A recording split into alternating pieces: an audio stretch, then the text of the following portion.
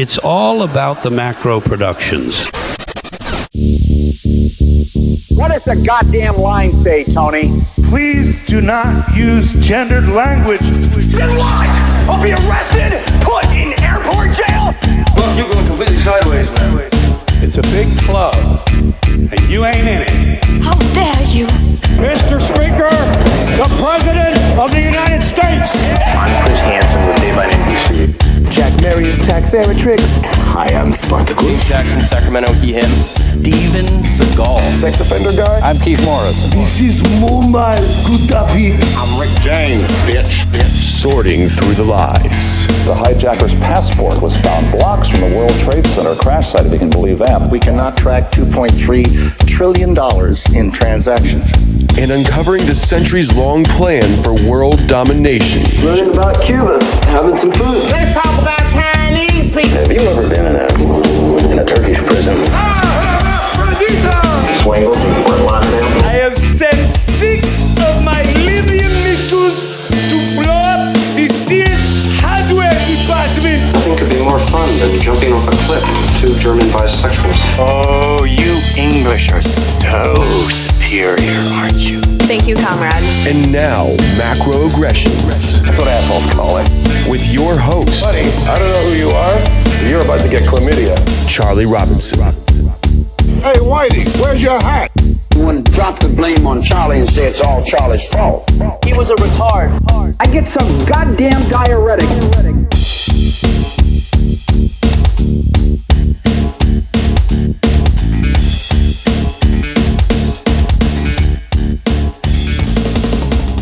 Welcome to Macroaggressions. I'm your host, Charlie Robinson. If you're watching us on Rockfin or Rumble or listening wherever podcasts are served, thanks a million. We appreciate the support. Best way to connect with me, macroaggressions.io is the website that is available for you. Do you have the audiobook for The Octopus of Global Control? It's out now. It's available. Audible, Amazon, iTunes, Spotify, all those places have it. So if you're interested, check it out. Big thank you to our sponsors. They make this show happen. EMP Shield is building the best shielding devices that can protect your car, your home, your motorhome or generator if you've got one of those. It installs like a Type 2 surge protector. It will protect you against lightning strikes, solar flares, and EMPs. It is many times more efficient than a single-use military design, and it can handle up to 40 EMP strikes. Hopefully you don't have any EMP strikes, but if you have a bunch of them, this thing will do it. So I'll tell you what, best thing to do, go to empshield.com, read up about it, see what you think.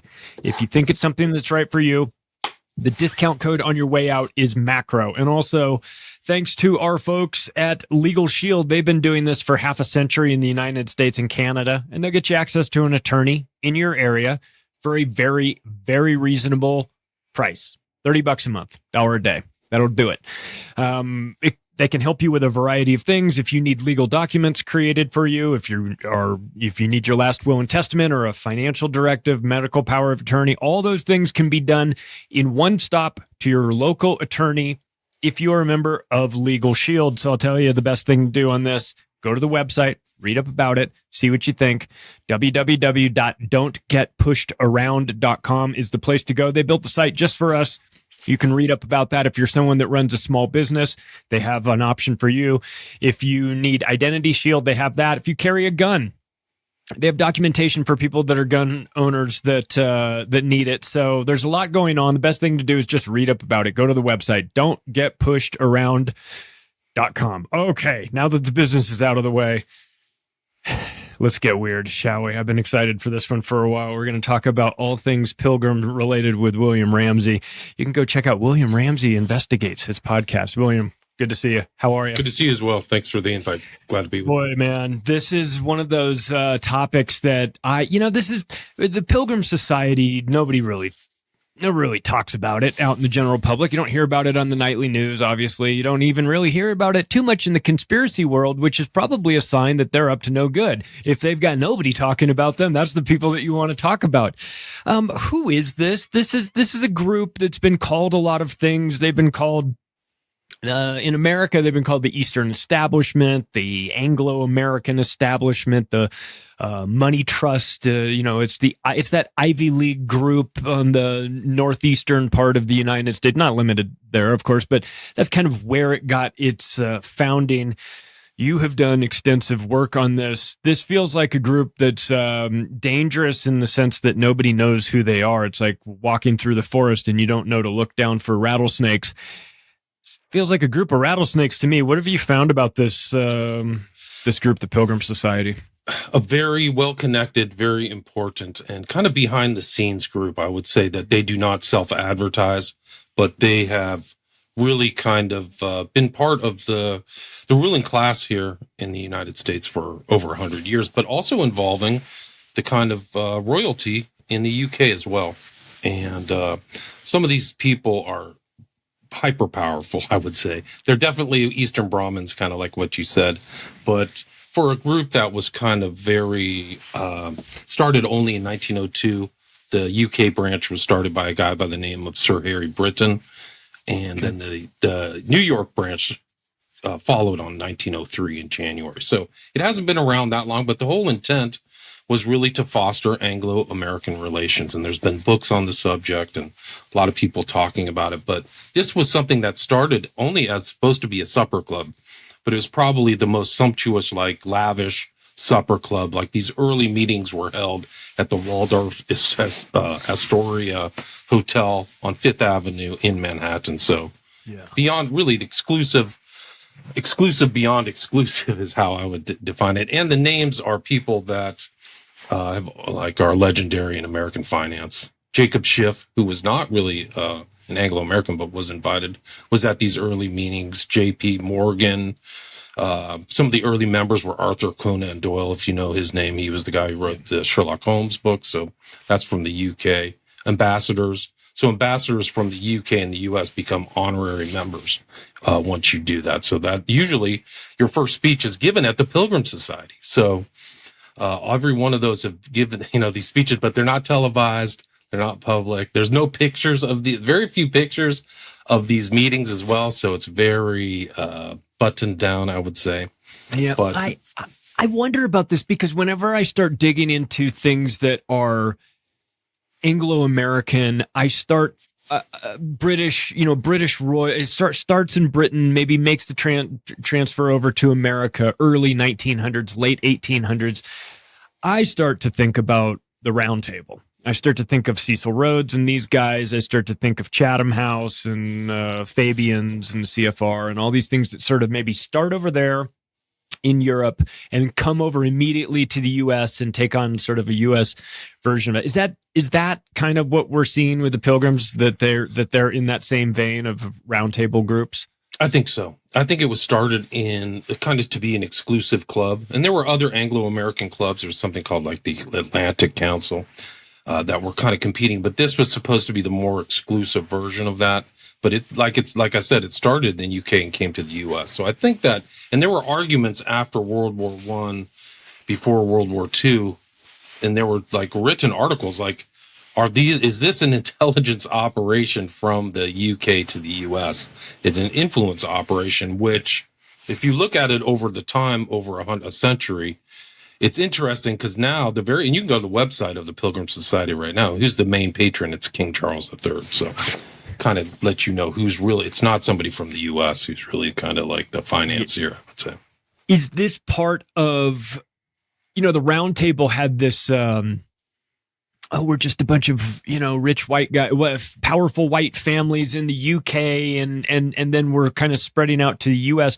But there's always that underlying layer of like, we're going to get these Americans. We're going to fold them back into the British Empire, whether they know it or not, right? We're going to we're all just one big family here until we decide that we cut your legs out from underneath you when we can and bring you back into this empire. Was the Pilgrim Society set up that way too? Was it sort of like, oh, we're just all a bunch of wealthy white, wasps here. We're just networking and making sure that our businesses or our industries advance, but was there always kind of an underlying theme, much like Cecil Rhodes, which was in the end we'll get these guys and make them part of the British Empire again? Yeah, I think so. I think that there was an influence off, and you can see it just in like the movement of the UK to get the US into World War I and II, really on their side. And I think the Pilgrim Society was part of that successful agenda, which was to get the U.S. on their side. And we were. And then even after World War II, they called it the special relationship, right? And it was perpetuated by these public clubs. People talk about like it would be the opposition of private, which would be state to state diplomacy. So this would be cultural and associative diplomacy, where they're meeting, off the record, so to speak. But a lot of things got resolved in the Pilgrim Society. A lot of things, there were disputes, Alaskan disputes with Canada that were resolved. There was whole issues with the Panama Canal, Colombia. There was all kinds of like little minor disputes that never made it into greater disputes because a lot of things were arranged by very powerful people in the Pilgrim Society. So interesting. Yeah. So there's a lot of little pieces of history there that the Pilgrim Society was very important in kind of ironing out the wrinkles, so to speak. What about the Federal Reserve? You mentioned Jacob Schiff on that. I got to think they had their hands in that somehow. I think so. Yeah, J.P. Morgan too, right? So J.P. Morgan has an interest in the Federal Reserve. So I think that they're probably involved in that. I mean, my reading, I didn't see a lot of. I saw the actors, the individuals who were involved in the Federal Reserve were involved in the Pilgrim Society, but I didn't see a lot of that manipulation of Pilgrim kind of assets to facilitate that. All right, let's talk about some of the names that you mentioned. King Charles, yeah, we would know him, but some of these old time and let's stay in that sort of royal family. Prince Philip was a member. Lord Mountbatten, right? So we've got the Windsor, Mountbatten, Prince Philip, King Charles group there. Was Savile a member? Or did they? Not to my knowledge, but he was definitely good friends with Prince Charles, Prince Wales when he was back in Prince Wales. So, Prince of Wales, I should say. We have American royalty on the list, the Kennedys. Yeah, were they welcome into this, or were they? I think that Joe definitely gave a speech at the Pilgrim Society when he became, I think it's called the Court, St. James's Court is once you become the ambassador to the UK. He was known as a Hitler appeaser. So he was not as kind of maybe willing to go to war as other people. Right. Before the war started. But I think that he and his kids kind of were involved in it, but also outside of it because of their Irish Catholicism. This Pilgrims were all kind of Protestant worldview, or WASP, white Anglo-Saxon Protestants. So, but yeah, so some of these other names really are something else, like the fact that Joe Kennedy was there. And I mean, some of these other names are just like we know them. Henry Luce was an ambassador, so the Luce family, that's Times. Time magazine. Back in the day, right? Back when it was more influential. He was actually one of the richest men in America, too. So, I mean, you can go down the list. You have the Dulles brothers we talked about in the pre-show. You've got the Aldrich family.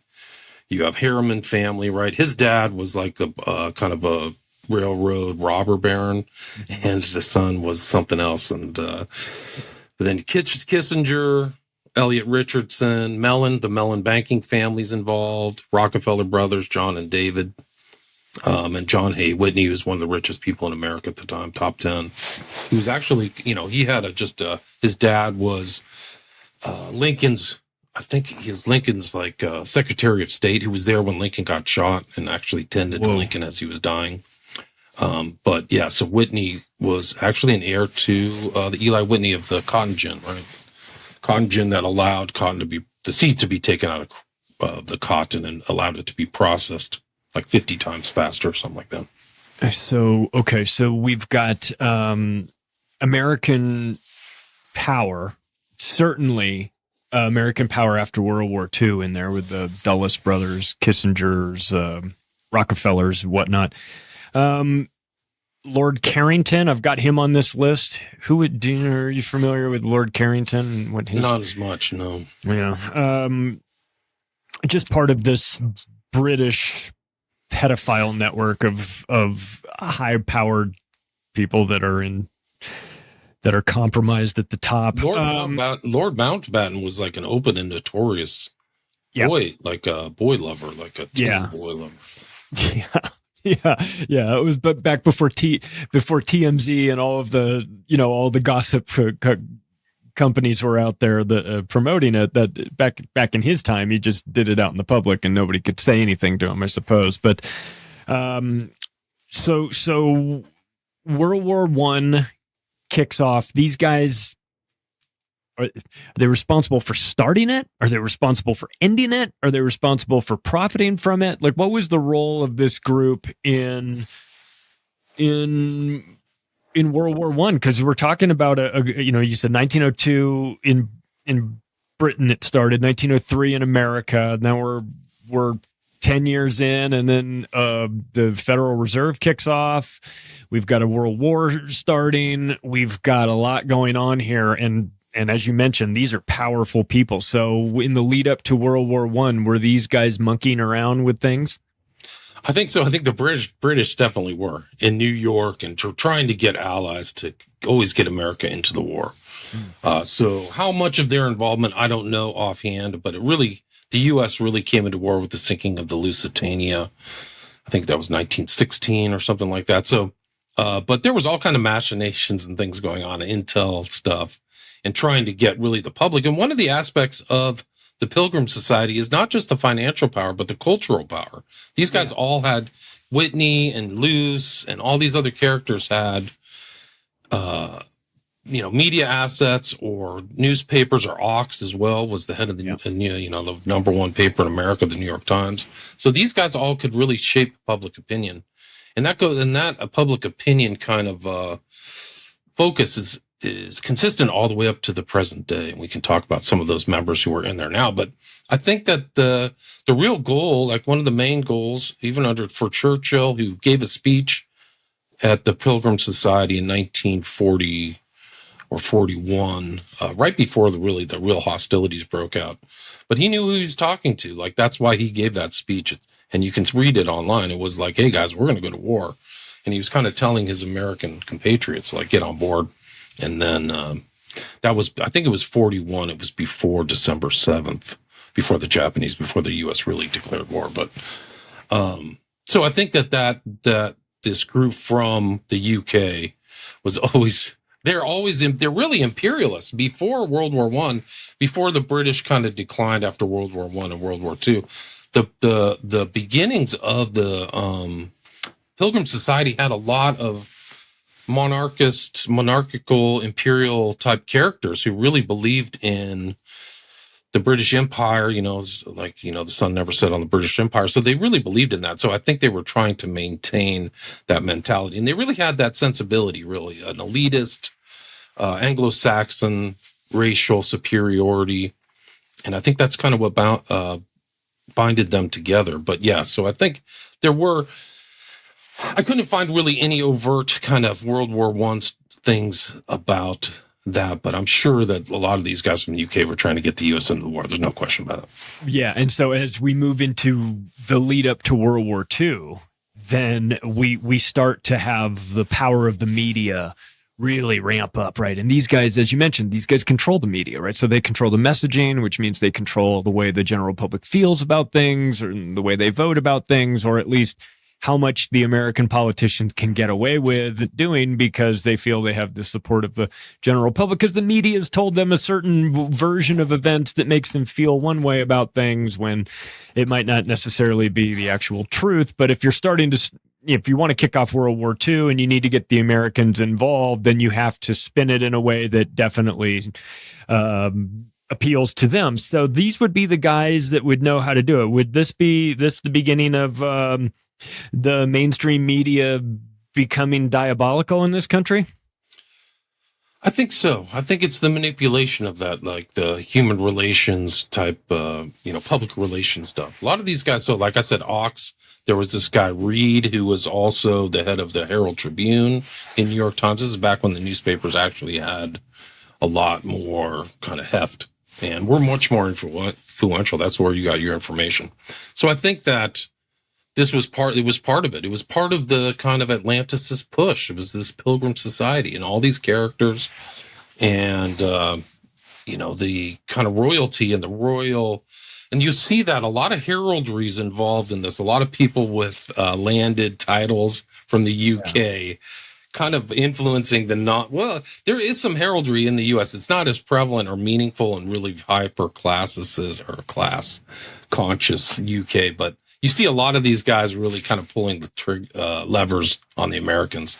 So I think that the argument that the Pilgrim Society is an influence operation is valid. I think that's pretty clear to me.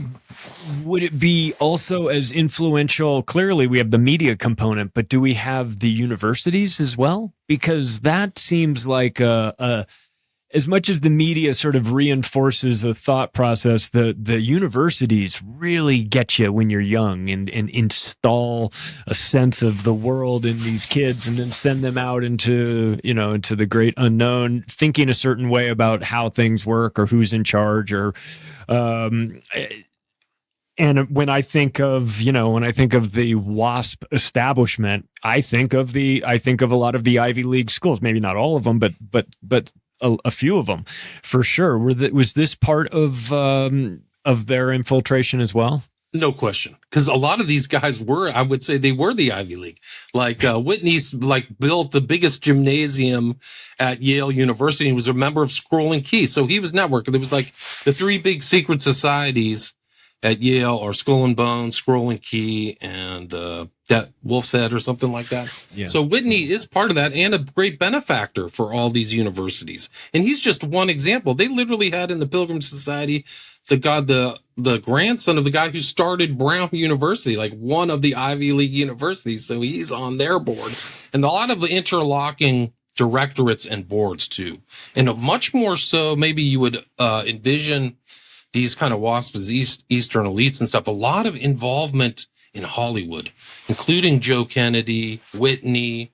Some of these other characters were a lot of board members and financing films, believe it or not. So I think, but they're all there. The impact, the connections to all these universities is there, and all these guys: Kennedy, Harvard, the Dulles brothers, Princeton. Mellon's supported all these universities. So I think that just like if you wanted a fulcrum point for influence in the media, in culture, and in the university system, the Pilgrim Society is the place to go. And that's why the people from the UK always tried to do speeches there. Churchill, Queen Elizabeth said that once she got engaged to Prince Philip, her first speech after that, I think the wedding in 1948 was to the Pilgrim Society. So it's almost like we're going to talk to our people. We're going to talk to our fellow Anglo elites. Yeah. Oh my God. There's probably only two outliers from the Anglo thing. It's Joe Kennedy and Jacob Schiff. Yeah. They said, you guys will let you in anyway, even though you're sort of, one's a Catholic, one's a Jew, right? We'll let you in. Yeah. And it's interesting because people talk about the foundations or these kind of groups, but these clubs and societies are much more important in the power structure than people think because they're off the record. You get to know these people, and these guys have clubs like you've never heard of. Like I've never heard of some of the clubs that they're involved in, but there's still clubs in LA that do not allow Catholics and Jews. There's still, I think the LA Country Club. LA Country Club is one of them. Yeah. And so it's only WASPs or anything like, it's beautiful. It's like the most prime piece of land. It's probably worth billions of dollars. But I've actually been in LA for 20 years and I've seen clubs on the beach in Santa Monica that, the public just has no idea even exist. And it's all is familiar. It the Jonathan Club? No, it's actually just it's a beach club that's close to the Jonathan Club in Santa Monica, but you would drive by it and just think it's somebody's house. It's actually an interfamilial club that goes way back into old Los Angeles, like 100 years ago, which is, fairly old for Los Angeles. Yeah. But you have to be, it's kind of like the Pilgrim Society. I think the Pilgrim Society, you had to know somebody to get in or get okayed. And that's the way some of these other clubs are. Is you have to know some, but there's a secret club. I'll show it to you on the map after the show. It's pretty interesting. Well, I spent plenty of years in LA USC. But I never worked in Hollywood. I never went to any of the fancy places or any of the. I mean, I don't think they would have me. I didn't have anything to offer them either, too. I mean, to be fair, like I brought nothing to the table. My guess is that a lot of these secret societies, it's like if we're gonna keep this thing going into the future, you need to bring people in that are relevant, powerful, wealthy, connected, all the things that that I mean, as me coming out of school, I don't think that would have been of interest to me, and I don't think they would be interested in me.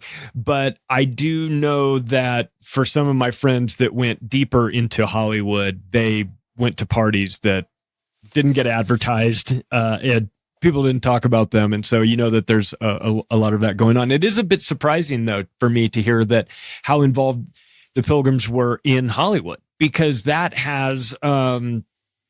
That has at least now it has a reputation of being controlled by the Jews and not so much the WASPs. But at some point, maybe that changed, or how did that transition happen?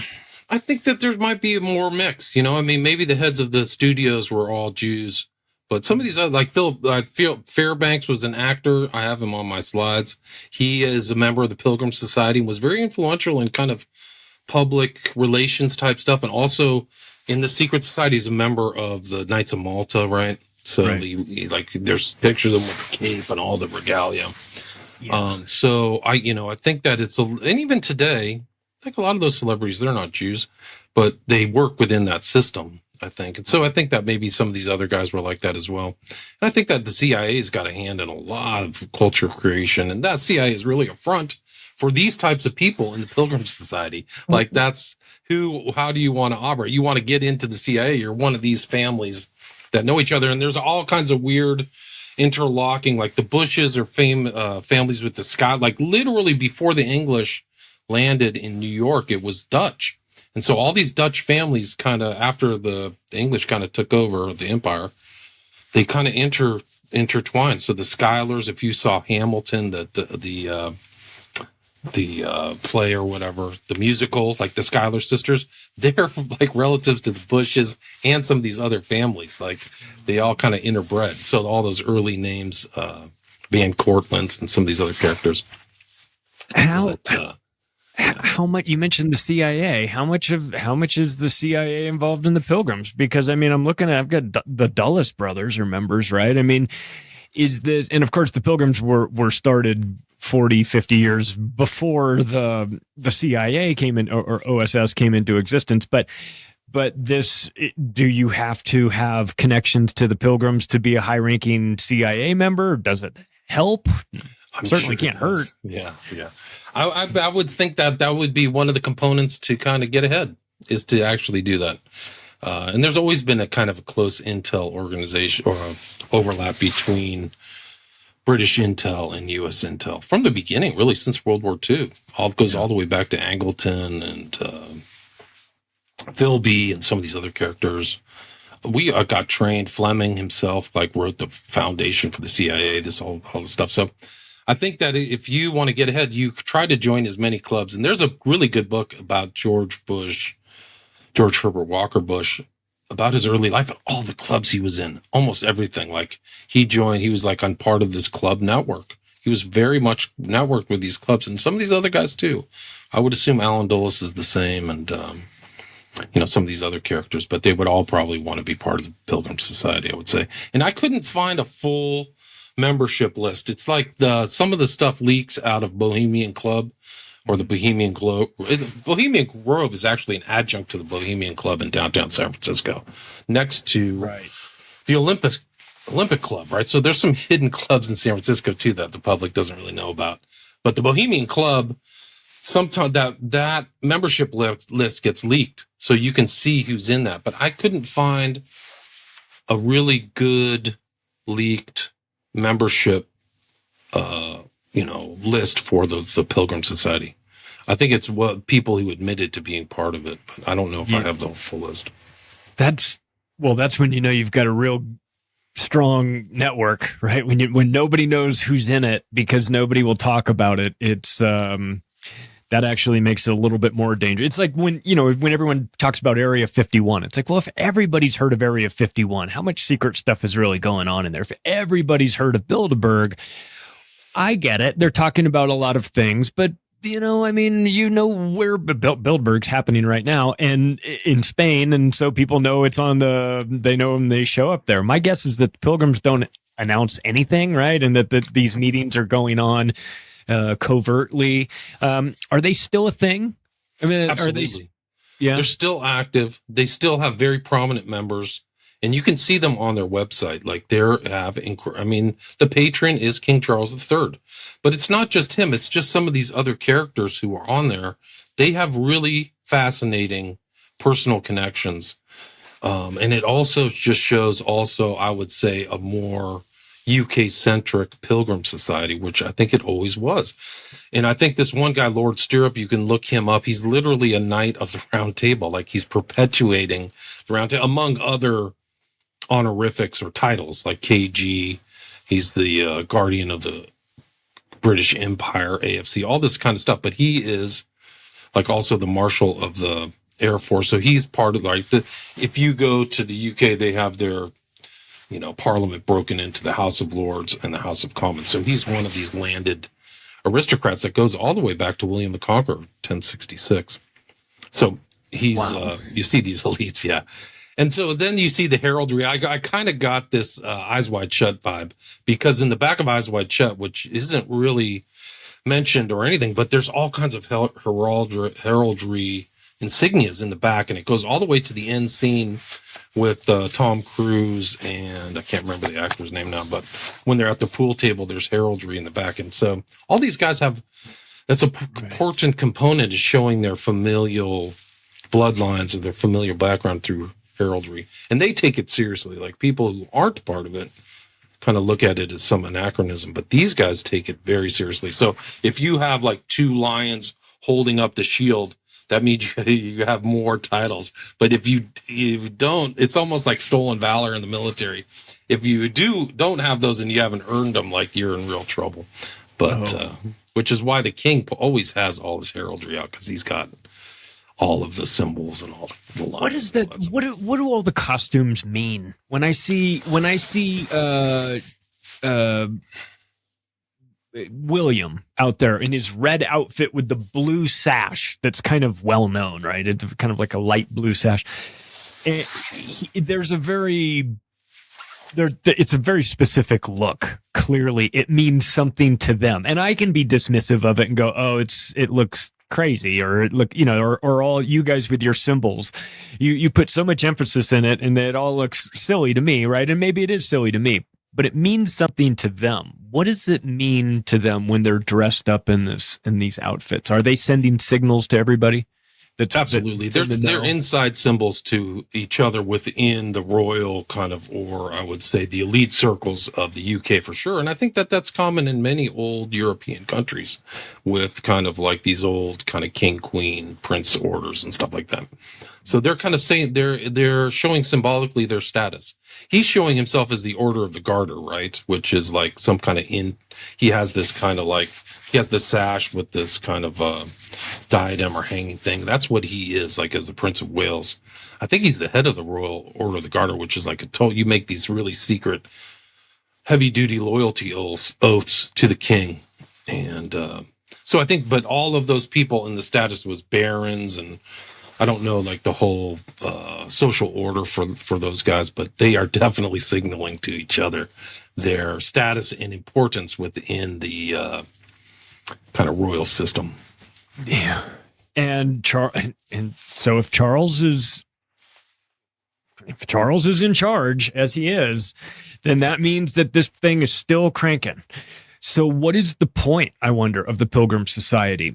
Is there clearly there's no end goal, right? I mean, there's no, like, once we accomplish X, then we'll wrap it all up and we'll be done, right? But I don't envision that ever happening, right? So is the point just to continue to keep the United States under some form of empire control from the British to the extent that they can, and keep those pathways and those lines of communication open? Or is there some bigger play I think there's no doubt. I think that if you look at some of these things that are even happening in the world right now, they're based upon old animosities and old things. Like they're probably still bitter about 1776. And so still trying to infiltrate and have influence through whatever they can, whether it's through the Masonic system. Like Prince Andrew is the head of York Rite, right? Masonry.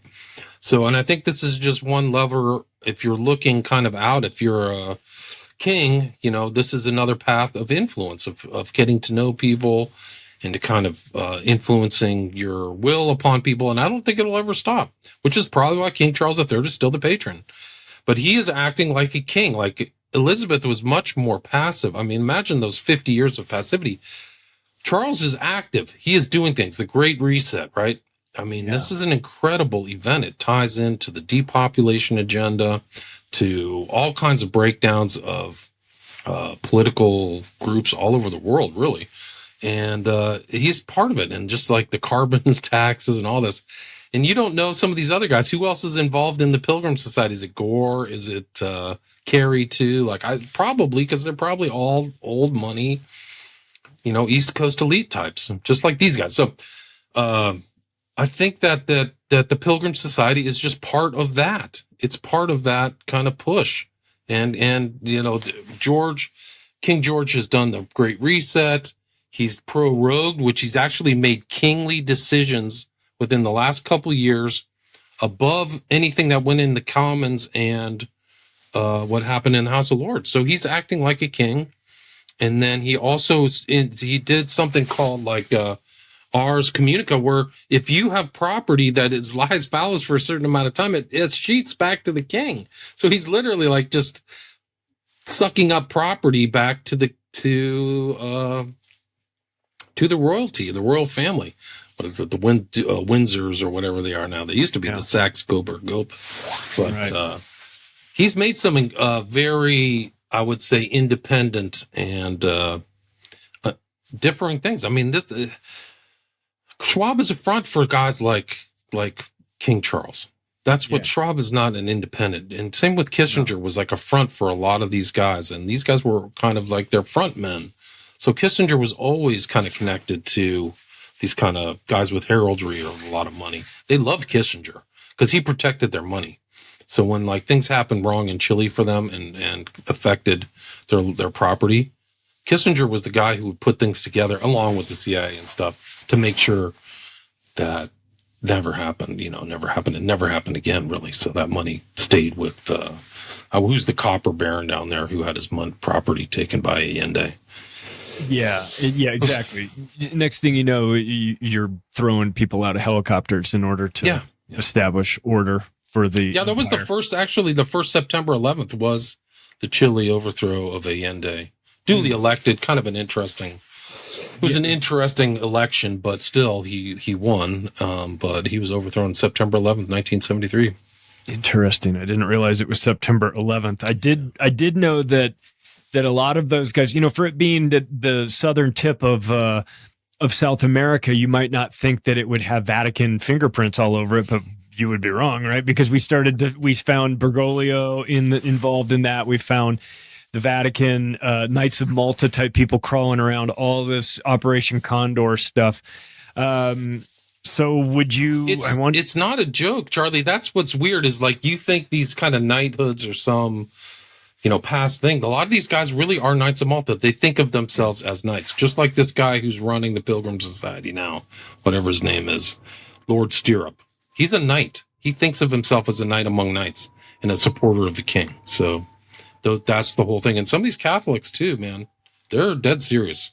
They don't. So it makes it easier for them if you are of the belief that you are a knight, that you are on a holy mission, and that part of your mission is that listen, we're gonna join these groups up into a form of a world government. That's maybe the ultimate goal. But in the lead up to that, we've got to thin the herd. We've got to get rid of all these people, right? So when you think you're on a mission from God, right, and part of your mission is to depopulate and thin out and start the Great Reset, that's a dangerous person, right? Because they're operating on some beliefs that they're getting authority from a higher power and that people can't tell them what to do. Is that the core of this whole thing? Really, if we peel back the layers, depopulation. It's become that. I think it's become that under Charles III. I think that he stands away. He made statements at the Great Reset that these things that are happening, this sustainable development, right, that's a code word, are in accordance with nature. So he's not saying God. He doesn't even say God. And a lot of his, when he became his pronouncement of his coronation, it didn't have Christian symbols. It had the green man, the pagan green man. And even his weird kind of portrait isn't really, he's holding a sword, right? So he means violence, but it's not in the tradition of like the old kind of, Christian views of the UK, of like the Order of St. George, St. Michael. That's what the British flag is. It's a mix of these different orders, right? Of these Christian orders. He doesn't have any of that symbology. He doesn't have that in. So I think, in my opinion, it's not that view. He's not presenting that view to the public. Go look at his coronation thing. It has the green man. It's pagan. His mom is involved, like the head of the Druids. He's probably done Druidic rituals. When he got in his coronation, all the women were wearing white. It was a very different dress. I mean, these guys get everything down to the last detail, just like you talked about the sash, the red. But during his coronation, which he had time to prepare, right? Like it was going to happen 9 months after Queen Elizabeth II died. The women were all wearing white like a Druid ritual, and it was very much out of the ordinary. And a lot of people noticed that. In addition, in his coronation, I don't know if you saw this, but there was like a death figure that came back through the back with a sickle. Yes. So what was that about? Do we know? I don't know. The symbol's not good. Like the Sith, and those are like, that's the Reaper, right? Yeah. So, if you look at his dad famously said, I want to be reincarnated as a virus to depopulate. His dad's got Nazis from Germany. King Charles III speaks perfect German, by the way. You never see that in the English press, but he can really, and it's hard to speak German when you come from an English background because the grammar is much different. It's very unusual. But his dad is of Germany. I mean, they trace their lineage back to Germany. So, right. I do think the depopulation agenda is being run through the royals and other monarchists because they've always had serf kill-offs. They always view the kind of useless eaters as a nuisance. And it's also kind of I think it edifies their power in their own thing, that they have the power over life and death. So I don't think it's an issue of God. I don't think it's a Christian thing, even though he was anointed, like supposedly in a Christian ritual when he became king. But I don't see a lot of that Christian. I don't think he has a Christian sensibility. I don't. It's interesting that he's using nature as the justification for it, though, because then that opens it up to all kinds of interpretation, right? I'm just doing what's best for this planet, right? I'm just here to save the world, baby. I mean, how can I be in balance with nature, right? So it's in balance. So then, if you bring in the nature thing, then it is Druidic, because that's their god, is nature. That's the view. The earth is something to be worshipped, and I think that he has that view. And we can go into all the sketchy things that happen with the royal family. Diana, where's William's wife is missing? Like nobody's seen her. The weird AI stuff with the flowers aren't even moving in the background. Like, whoa, what's up? I mean, I would not want to be the wife of somebody in that family, to be honest with you. You'd be like, you have prayer beads and be praying constantly. I was in Vegas a couple months ago. We went to, it was a family thing, and we went to the Princess Diana museum. It's like a traveling museum that sort of set up shop there for a couple months, and we went through. I mean, it took every ounce of self-restraint for me to keep my mouth shut and not just go crazy with my comments, but it was fascinating to see, the letters. These are the letters she wrote to her friends, and these are the letters. I mean, it wasn't the letters like, I think they're going to kill me, but it was in a car crash in a tunnel. Right. I knew about those letters. Yeah, she literally specifically laid out what they're going to do. Yeah, I was looking for those letters. Funny, they didn't make it into the traveling exhibit, but it did reinforce for me the level of control that these people have and how you really just are asking for trouble if you marry into this family in any way. I mean, I don't know that I don't even know if she had a choice in the matter. I mean, with her background and her sort of connections and with Diana, like her long history of things. And, they have a tendency to make these women disappear. I've got really bad vibes when it comes to what's going on with Kate when she's missing, and then they doctor photos and they say, oh, she'll be back in a couple months, and then a couple months comes and goes and she's not back and everything.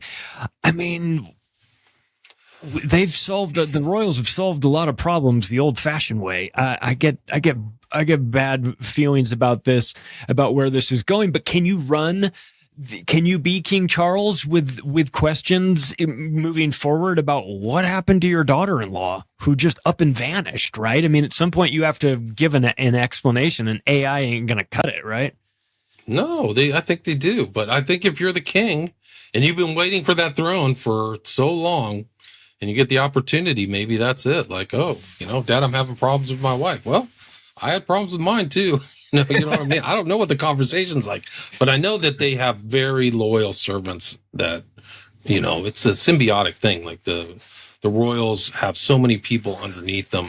That's part of the kind of landed aristocracy that they could probably get somebody to do something that can cover up. And I think you're like the solidification of history about that whole thing is actually really a testament to power, and also, like we talked about in the pre-show, getting back to the Pilgrims, there's so many people in the Pilgrim Society involved in the JFK assassination.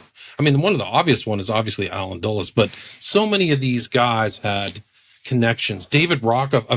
Nelson Rockefeller is usually overlooked. He's a member of the Pilgrim Society. He owned all these companies that people involved. He owned Eastern Airlines. He was the head of Eastern Airlines that David Ferry was on. And I mean, that whole story of David Ferry is something else, but David Ferry, and he owned all this, like, interest in the school books and all that stuff through Simon and Schuster, which is headquartered in the Rockefeller One building. Like, the Pilgrim Society is this kind of like the puppeteer over the JFK assassination. There's just so many people involved in the Pilgrim Society. Yeah. Well, we've got CIA fingerprints on JFK. Of course, we everyone knows about the fingerprints that we find from the CIA. I don't know that it's limited to just them. I think there are probably others involved, but those guys are pilgrims too, right? The Dulles brothers, and who probably all of them. I would probably say Dulles, and who was the one who Helms probably is too. I couldn't find records for him, but he had all of the elements of the Eastern elite, Eastern establishment. Schooled in Switzerland. I think he went to Princeton. So, all these guys are all over all that. Nelson Rockefeller is really incredible. I mean, one of the interesting things that ties Nelson Rockefeller through the Pilgrims to the king is that the king gave out this portrait, and what's on the king's shoulder is a monarch butterfly, like a very well-known symbol of mind control, and the homonym with the monarch and stuff. Right.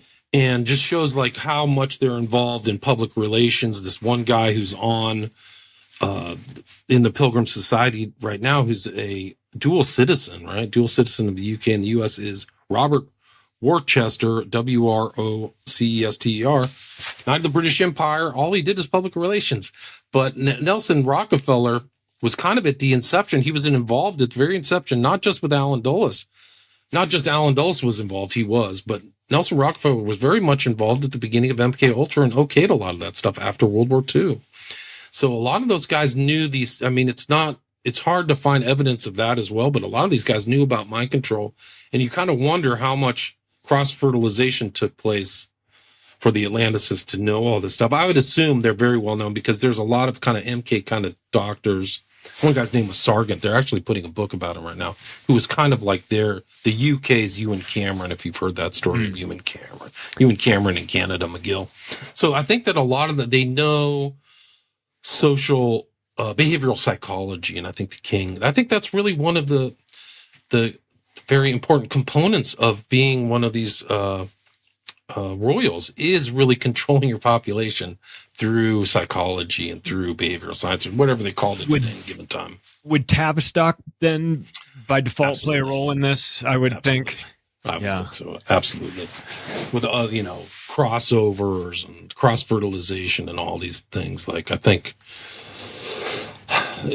it's the Tavistock Institute for Human Relations, right? And I think I think they got their financing from the Royals. I have to go back and double check that. But is there an American version of the Tavistock? I mean, something that maybe not Tavistock America. The Society for Human Ecology is something very similar to Society for Human Ecology. Interesting. Yeah. And it was kind of came up in the 50s and 60s, and there was a couple guys at Harvard. I can't remember what the guy's name is offhand, but it was associated with Leary too, and they were kind of like eugenicists and like a mix of eugenics and kind of like social psychology, behavioral psychology. Interesting. Like getting people I wonder if the trans agenda is part of that as well, because there's you're no talking question about depopulation and people, convincing people to do it themselves, right? Right, there's no question. The Tavistock Clinic that came out of the Tavistock Institute, it's like associated with it, was involved in giving, this transgender people and giving them the puberty blockers, and they had so much blowback after things went wrong that they shut it down. That Tavistock Clinic in the UK got shut down. And I did an interesting show because one of the guys who came out of that Tavistock Clinic in the UK went out and became kind of a nighttime killer. He was lurking around Oxford and found a random guy and took him to a place outside of CCTV and killed him. His name was Scarlett Blake. But I'm wondering, it was the head, I did a show and it was called Transition to Kill.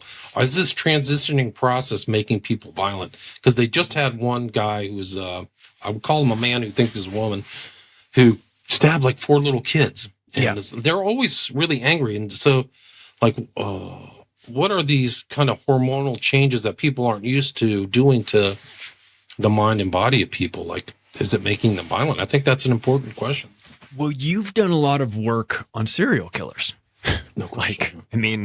Whenever I hear someone talking about serial killer, I think wonder what William thinks about this, because you've done a ton of research on this. Are serial killers? Is this connected to the mind control programs? Is it an offshoot of that? Is it one of the lab rats got out of the laboratory or some that sort of thing, or what's happening? It gets pretty dicey. I mean, you're in kind of program to kill territory. There's definitely programs. Like, there's a literal document out there by a guy named Narut, N-A-R-U-T, who said that the I think it was the Department of Naval Intelligence was operating programs to create serial killers. Like, he literally wrote a dissertation on that you can find online. I'll send it to you. It's N-A-R-U-T. It's mentioned in Dave McGowan's book, Program to Kill. So I think that, I think it's called schismogenesis. I think that they knew how to drive people out of their minds. I think they learned it, like a lot of these MK guys learned it over time and implemented it, made it operational. Definitely, I think Jolyon West is a perfect example of that, because he was in the Haight-Ashbury during the time of the hippies, before it kind of went sour. And he was working with the Haight-Ashbury Clinic, a guy who worked there. And they did study, like, you can literally see the studies they did on rats after they gave them meth. They got violent and just, bloodied them each other. And then all of a sudden, the Hell's Angels come out, and they're, selling meth for, cheap prices. So meth was everywhere, all kinds of pills and stuff like that. And, that was known to be part of the whole thing on the Manson family. So that's one example. And how there's like serial killers in Santa Cruz who did very similar stuff to Manson. And that's kind of the whole premise of O'Neill's book, Chaos, is that somebody's tinkering around with these guys. And Manson had kind of a weird thing. Like, he had a huge car trafficking scheme that he never got arrested for, and he should have gone back to jail because he was on parole. So why is he still out there, And so that's a big question, and it's a long story, but I think the government at a certain point, as one of their sub-projects, was creating. And I think another really good book on that subject is the creation of these weird things. It's called Revolution's End by Brad Shriver. And it's about the, what was his name? It was the whole case of Patty Hearst. What was that group that she was a part of? Like if you PLA? Yeah, the PLA, the Palestinian Liberation Organization. Close, no, something liberation. Yeah, it's close. But that whole thing was like an operation. I think that he proves that, and Hearst knew the main guy, but the public thought it was like some kind of real group.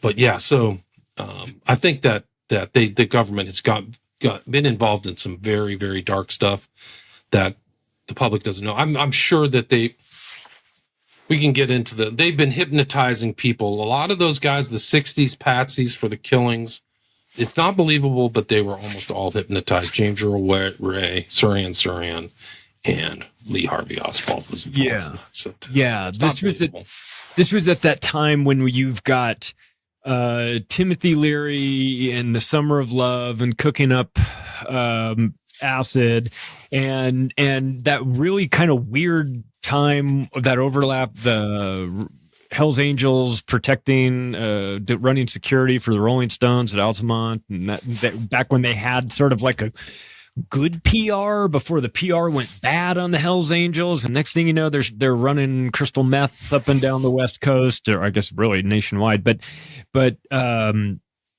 it felt like there was a pivot somewhere along the way to let's chemically change the way people think. Let's move it from like television programming to like actual chemical programming through LSD, through crystal methamphetamine, things like that. And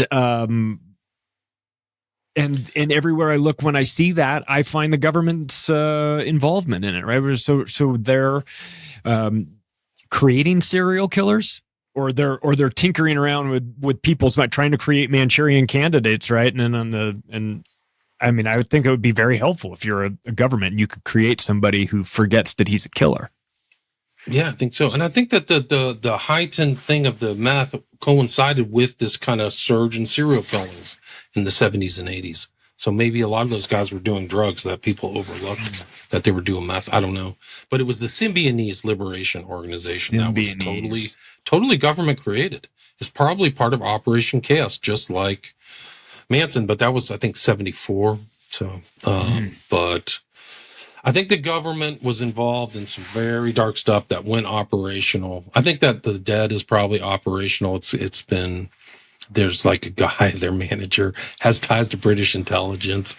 Like, these are all easily established facts. So there's the concert that nobody heard, or there's the concert that people heard but nobody actually went to.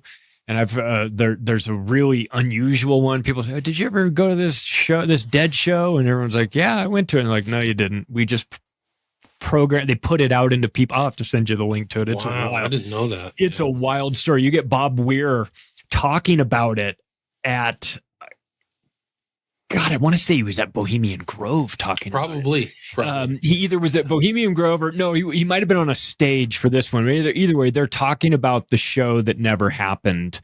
And they said, "Are we allowed to talk about that?" And then they go, "Well, the company said, the company," they made a joke about it. The company said it's fine, meaning the CIA. And everyone's like, "Yeah, we'll tell a story about the you go, oh shit.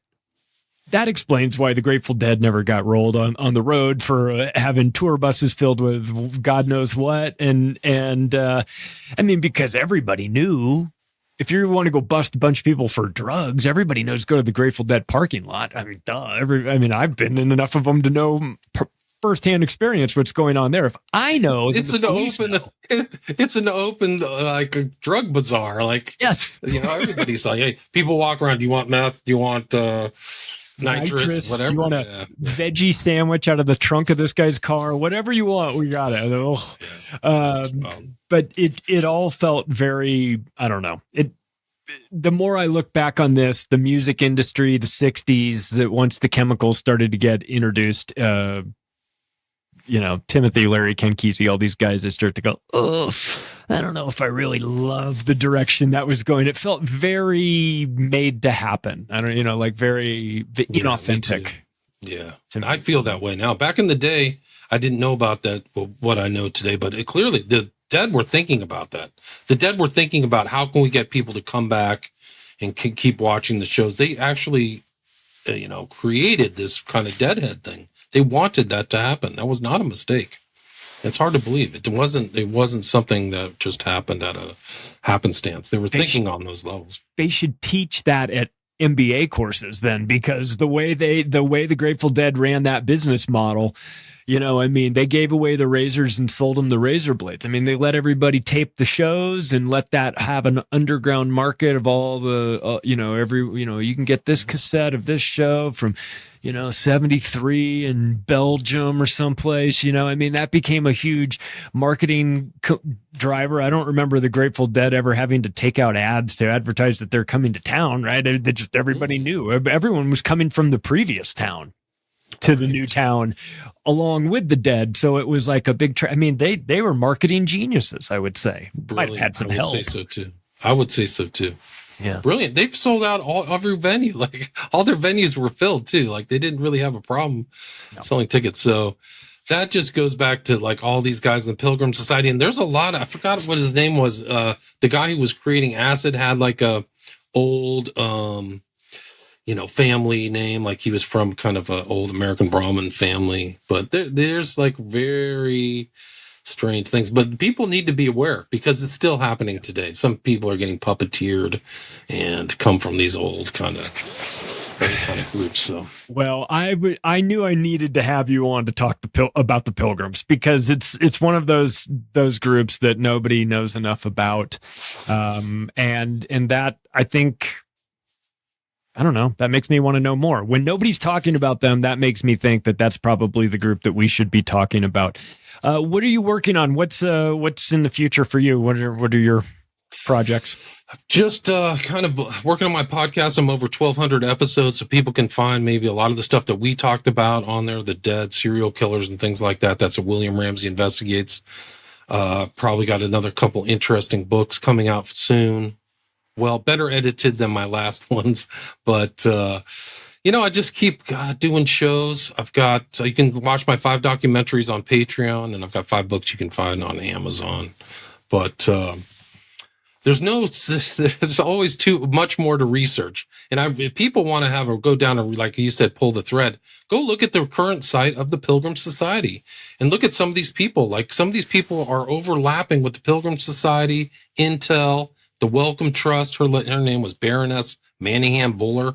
Like it gets really incredible. Like this network of very important people still around today, still running these, I think, influence operations. And it's really incredible. And the old world kind of like background of these people, the knighthoods, the Order of St. John, the Knights of Malta, these Templar churches that are, built in the 12th century, all permeate and come into the Pilgrim Society. That's William Ramsey, everybody. Go support his work. Buy his books. Join his Patreon. Do something, for God's sake. I mean, you're not going to get this information from just anybody. And if you like this episode, you can take the additional step right now of sharing it with your friends and family. The website, macroaggressions.io. Thanks, everybody. Talk to you again soon.